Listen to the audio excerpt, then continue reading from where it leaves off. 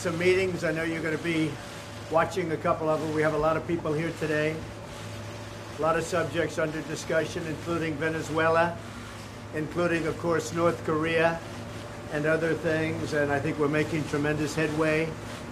We'll be spending quite a bit of time here. And then we, during the weekend, as you know, toward the end, we go into Manhattan, where I have a lot of meetings scheduled in Manhattan. Any questions? Mr. President, the North Koreans said yesterday that your statement on Tuesday was nonsense. That's the word that they used. Do you have any response to that? Well, I don't think they mean that, and I think it's the first time they've heard it like they heard it. And frankly, the people that were questioning that statement, was it too tough?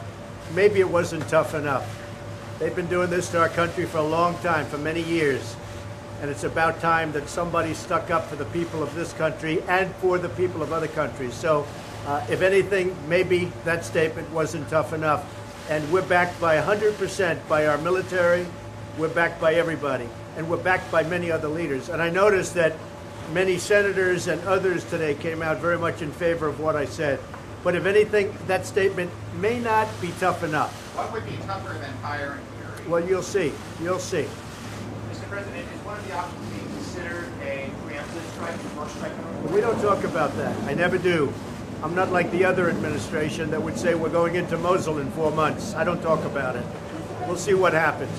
But I can tell you that what they've been doing and what they've been getting away with is a tragedy, and it can't be allowed. Mr. President, would you ever consider negotiations under different circumstances? Sure.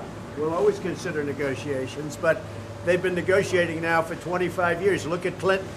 He folded on the negotiations. He was weak and ineffective. You look what happened with Bush. You look what happened with Obama. Obama, he didn't even want to talk about it. But I talk. It's about time. Somebody has to do it. Somebody has to do it. You talked about your relationship with Senator McConell. I just want him to get repeal and replace done. I've been hearing repeal and replace now for 7 years, but I've only been doing this for 2 years, and I've really only been doing this for 6 months, but I've been running.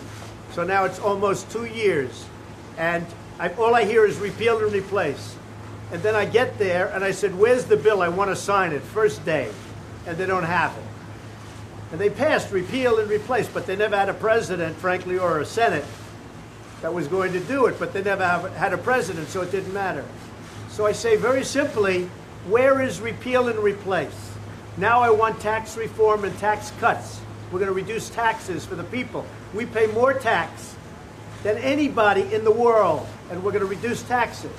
So I say tax cuts, tax reform, and I want a very big infrastructure bill where we're working on that very hard already, and we can do that. And we may even get bipartisan on infrastructure, but we want to have it.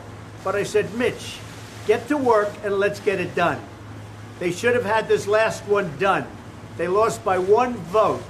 For a thing like that to happen is a disgrace. And frankly, it shouldn't have happened. That I can tell you. It shouldn't.